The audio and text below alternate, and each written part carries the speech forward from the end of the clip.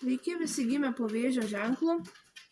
Pasižiūrėkime, kas jūsų laukia savaitę nuo kovo 3 iki kovo 9 dienos.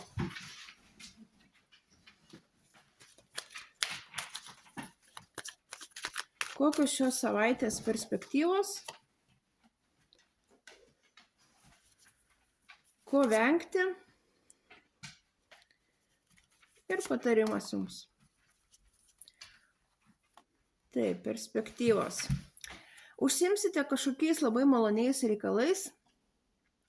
Galbūt grįšite į savo tėviškę, į jų malones vietas. Greičiausiai teks nemažai bendrauti su savo giminaičiais, prisiminti senus gerus laikus. Gali šiek tiek apimti nostalgiją, bet iš esmės nuotaika bus gera ir turėsite kuom pasidžiaugti.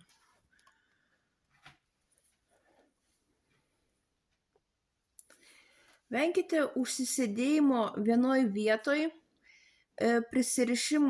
tokio per didelio prisirišimo prie materialinių dalykų.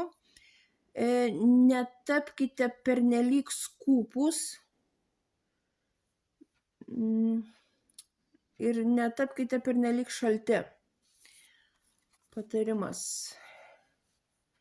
Patarimas jūsų būtų: planuokite, kurkite planus,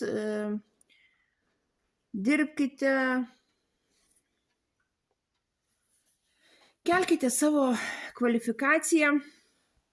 Jūsų planams yra lemta išsipildyti.